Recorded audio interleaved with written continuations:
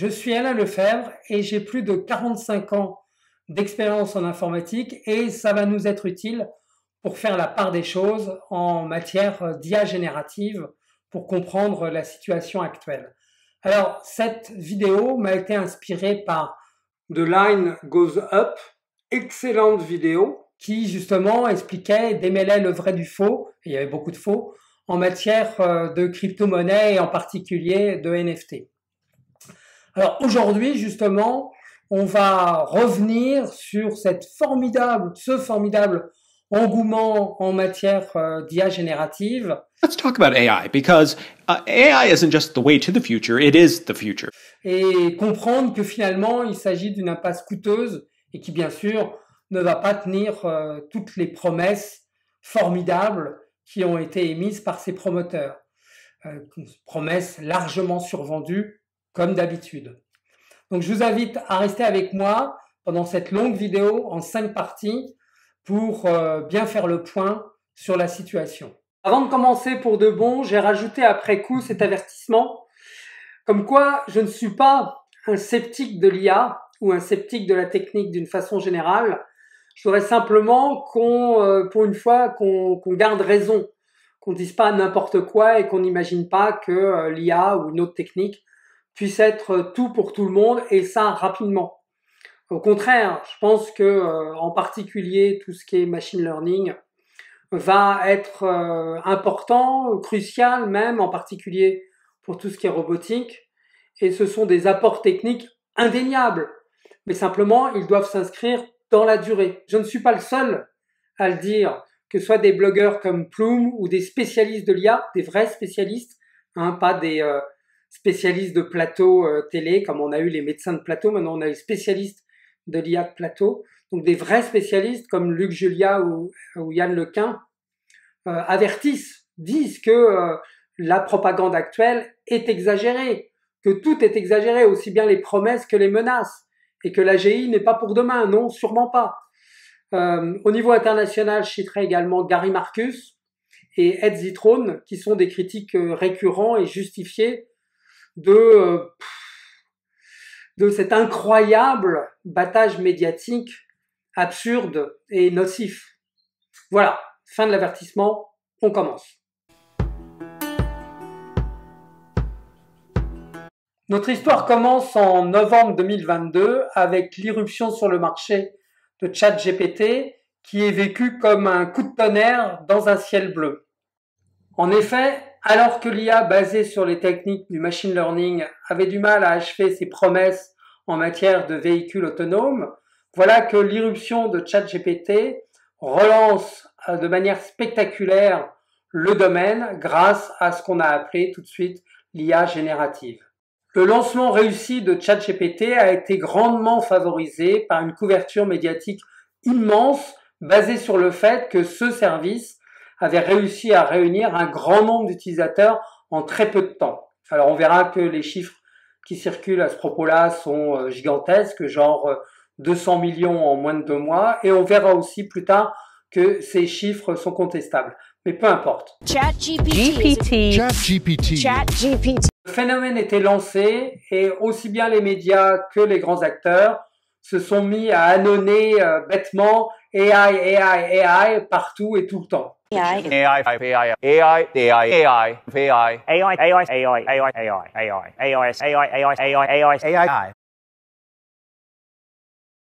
vous en ai mis qu'un peu moins de 8 secondes et c'est déjà à la limite du supportable. Et on pourrait se dire que j'ai mis ça pour me moquer de Google, mais rassurez-vous, c'est pareil pour les autres. Que ce soit Apple, que ce soit Meta, que ce soit Amazon, que ce soit Microsoft ou que ce soit Nvidia, ils se sont tous mis à répéter ce refrain sur tous les tons et pendant des mois et des mois jusqu'à aujourd'hui. La fascination pour ChatGPT reposait quelque part sur un vieux rêve qu'on a tous eu, c'est la possibilité d'avoir une conversation, une vraie conversation avec une machine, c'est les échos du test de Turing. Et puis, dans un passé pas si lointain, dans les années 60, il y avait déjà eu ça avec Elisa, qu'on pointe comme le premier chatbot, mais en fait qui singeait le dialogue d'un psychothérapeute et qui, dans un premier temps, a eu un grand succès, a même d'ailleurs découragé certains professionnels de continuer dans le métier. C'est dire l'impact d'une machine qui a l'air de réagir comme un humain. Avec Elisa, déjà évoqué, on était confronté pour la première fois à l'effet des mots sur lequel repose à peu près toute la propagande de la tech et surtout en ce qui concerne l'IA dans toutes ces branches. Alors l'effet des mots de Elisa était d'autant plus bluffant que c'était complètement fake. La machine se contentait de répéter des phrases scriptées en reprenant un mot dans ce que vous lui aviez dit et en vérité il n'y avait aucune intelligence derrière ce programme. Et justement pour bien comprendre ce qui se passe en ce moment, il faut revenir sur ce qui s'est passé dans l'histoire de l'IA. Et c'est important puisque aujourd'hui où l'inculture domine, on vous dit que le passé et l'histoire n'ont pas d'importance alors que c'est tout le contraire. Si on veut avoir une chance de comprendre ce qui se passe aujourd'hui, il faut avoir une bonne connaissance de ce qui s'est passé dans l'histoire précédente. L'IA s'est imposée comme une direction de recherche indispensable pour sortir de l'impasse où se trouvait l'informatique et surtout le côté logiciel, la programmation à cette époque-là. La programmation jusque-là et même encore jusqu'à aujourd'hui, c'était une approche traditionnelle de type procédural. C'est-à-dire que s'il se passe ceci, alors faire cela et sinon faire autre chose. C'est le fameux if, then, else. Encore plus ou moins d'actualité aujourd'hui. Avec l'interface graphique, on est passé à la programmation événementielle, mais fondamentalement, c'est la même chose. Et clairement, si on essaye de prévoir tous les cas possibles de ce qui peut arriver dans les données par les ordres, les commandes ou les impulsions de l'utilisateur, eh bien, très vite, on comprend qu'on est limité et qu'on est face à une explosion combinatoire. L'informatique a déjà été confrontée à ce type de mur quand au début, le câblage des premiers ordinateurs se faisait tout à la main, c'est-à-dire qu'on soudait un câble d'un côté entre l'unité logique et vers l'autre unité logique, que ce soit une lampe sous vide ou un transistor, peu importe. Et très vite, on s'est aperçu qu'on avait des panneaux avec des dizaines, centaines, milliers de câbles, et très vite, ça devenait ingérable. Les circuits imprimés ont permis de résoudre ça, les circuits intégrés ont permis d'aller plus loin, et dans le cas du logiciel, c'est l'IA, à travers ces différentes approches, qui a permis de sortir du danger de l'explosion combinatoire et de permettre des comportements ou des résultats qui n'étaient pas strictement prévus au départ. On est complètement sorti du if, then, else. Voilà, c'est une petite précision qui est importante pour bien comprendre que l'IA n'était pas simplement un fantasme de créer une intelligence comparable à l'être humain, mais c'était surtout quelque chose d'indispensable pour faire évoluer les démarches de programmation. That's correct. I guess it's on everyone's mind when we talk about smart machines. How smart can machines become? What are the limits of artificial intelligence? Well, I see no limit short of human intelligence, and then with faster machines, one could do the equivalent that a human could do in a short time, in a very long time. Ce petit extrait est particulièrement significatif et intéressant parce que pour moi, c'est en quelque sorte le péché original de l'IA. Dès les années 60, McCarthy d'une part, Minsky d'autre part, ont fait des promesses délirantes, inconsidérées, comme quoi dans 4 ans, la traduction automatique fonctionne, dans 5 ans, l'IA aura le niveau d'intelligence générale, etc., etc. Et en 84, soit 15 ans plus tard, McCarthy continue à survendre les possibilités de l'intelligence artificielle. On voit que c'est pas d'hier. Amodei et Sam Altman sont les dignes successeurs, les dignes héritiers de Minsky et McCarthy. Bon, ce qu'on peut déduire de ce rappel historique long mais nécessaire, c'est que l'IA, c'est de la recherche. C'est principalement de la recherche. Et quand cette recherche aboutit, c'est souvent après de longues décennies d'efforts, d'essais-erreurs successifs pour enfin aboutir à quelque chose d'utilisable. Prenons un exemple, la reconnaissance d'écriture. En 1993, c'est ce qui avait fait tomber finalement le Newton d'Apple, mais 30 ans après, avec la tablette Remarkable, c'est quelque chose de maîtrisé et d'utilisable, d'abouti. Mais il a fallu 30 ans.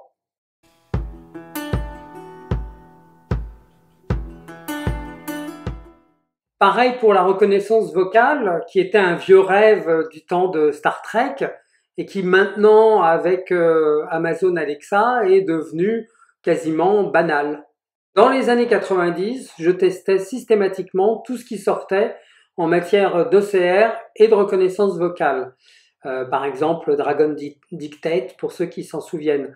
Au début, ces solutions étaient très poussives, à peine utilisables, mais elles se sont améliorées au fil des années. Et c'est tout le temps comme ça que ça se passe. Contrairement à ce que la propagande solutionniste veut vous faire croire, les ruptures techniques soudaines et rapides, ça n'existe pas. En effet, les fameuses révolutions en une nuit demandent bien souvent 20 ans de préparation. Et cette préparation est invisible au grand public. Il n'y a que les spécialistes du domaine concerné qui le savent. Et donc, quand finalement une première mouture de cette nouvelle technique arrive sur le marché, on a l'impression qu'elle surgit de nulle part, alors qu'en fait, elle a été le fruit de décennies d'efforts, d'essais-erreurs pour enfin pouvoir présenter quelque chose d'utilisable. Le succès actuel de l'IA générative repose principalement sur l'effet des mots, des démos bluffantes qui laissent croire qu'on est face à une technique inédite et déjà mature. Mais évidemment, c'est pas le cas du tout. Reprenons à nouveau l'exemple des voitures autonomes. Quand elles sont apparues autour de 2016, on a trouvé ça formidable. Waouh, c'est génial, tout le monde va pouvoir en avoir.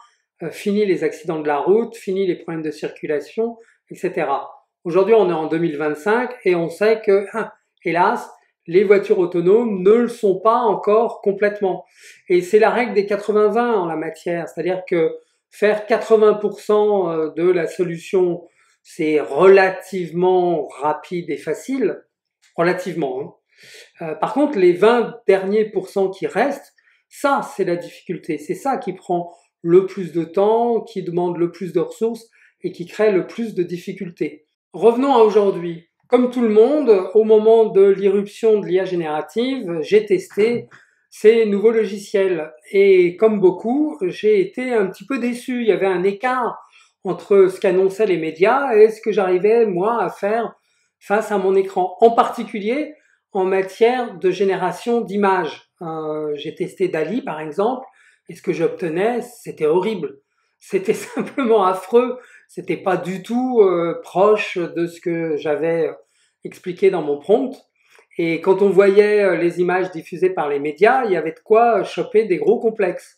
Ces erreurs hilarantes ou désastreuses, ça dépend de votre humeur, ne sont pas limitées à la génération d'images. Également en mode textuel, de temps en temps, il y a n'importe quoi, comme le fameux exemple de combien il y a de la lettre R, combien de fois il y a la lettre R dans Strawberry ou Raspberry. Et ChatGPT, par exemple, répond 2, alors qu'en fait, il y en a 3. Et il insiste, il s'embourbe, il continue à insister pour dire qu'il y en a vraiment que 2.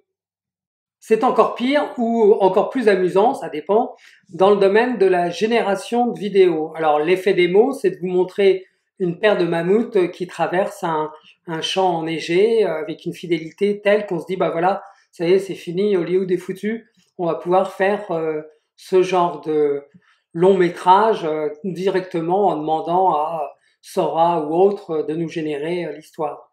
Mais quand on essaye de le faire soi-même, bah, ça donne ça.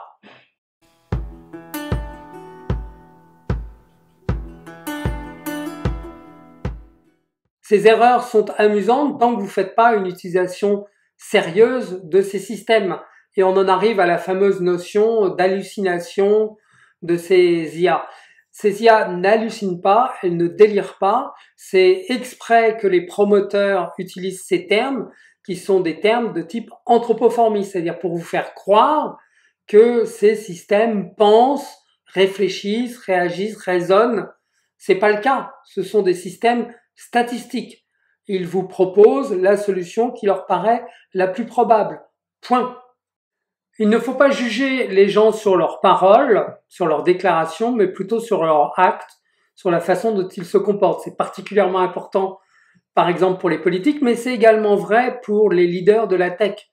Prenons par exemple Anthropic, qui est le principal adversaire d'OpenAI.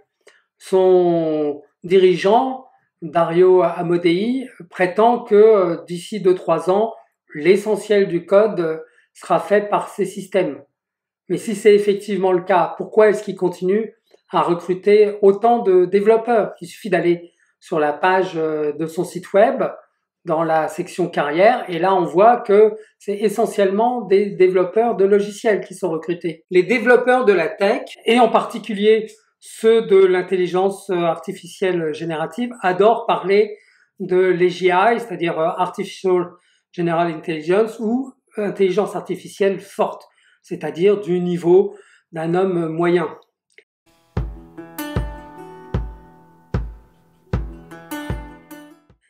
Mais c'est déjà un concept ancien et qui a été souvent rebattu. La science-fiction avait imaginé pour 2001 l'arrivée de HAL 9000, une machine ayant une intelligence comparable, voire excédant les capacités des êtres humains. Et en 1968, Arthur C. Clarke et Stanley Kubrick se sont associés pour le fameux film 2001, l'Odyssée de l'espace. Arthur C. Clarke avait rédigé le livre et Stanley Kubrick a réalisé le film. Un film formidable qui n'a pas pris une ride et qui aujourd'hui encore est tout à fait visible. Et donc il y avait effectivement HAL 9000, une machine qui aurait une intelligence comparable, voire excédant les capacités des êtres humains. Le personnage qu'il crée, donc ce fameux HAL 9000, s'appuie sur une opinion assez répandue chez nombre de chercheurs en intelligence artificielle, à savoir qu'une telle machine existera effectivement en 2001. C'était la croyance assez répandue au début des années 70. On a vu évidemment qu'il n'en a rien été, et au début des années 90, des chercheurs comme Marvin Minsky, le fameux Marvin Minsky, s'interrogeaient pour savoir pourquoi n'avons-nous pas eu de HAL 9000 en 2001. Et alors bon, certains blâmaient les capacités des machines et imaginaient que en regardant les projections de la loi de Moore, on pourrait avoir une machine permettant une intelligence comparable à l'être humain vers 2030. Mais d'autres chercheurs pensent que ça ne sera possible que dans plusieurs décennies encore, voire plusieurs siècles, voire jamais. Et oui, parce que si on est honnête, on s'aperçoit que le problème de l'intelligence n'a pas été encore résolu. On ne sait pas réellement ce qu'est l'intelligence. Donc, avant de pouvoir le limiter, c'est encore autre chose. Non seulement on ne comprend pas réellement ce qu'est l'intelligence, mais même pour ce qui est simplement de la vie elle-même, on n'arrive pas à comprendre comment elle fonctionne réellement, d'où elle vient. Il y a plus de 2 siècles, Mary Shelley a publié Frankenstein ou le Prométhée moderne. Et déjà à cette époque-là, on imaginait qu'on maîtriserait complètement les processus vitaux et qu'on serait capable de créer des êtres plus ou moins synthétiques. Enfin, on ne disait pas comme ça à l'époque, mais c'était l'idée.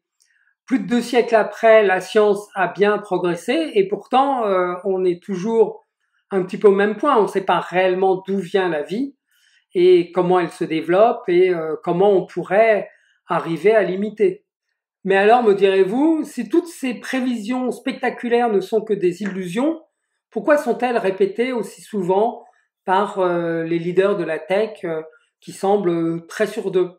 Eh bien, tout simplement parce que ce sont des illusionnistes qui ont besoin d'entretenir l'illusion que la tech peut tout solutionner, que la croissance dans ce domaine est infinie et qu'elle peut résoudre tous les problèmes.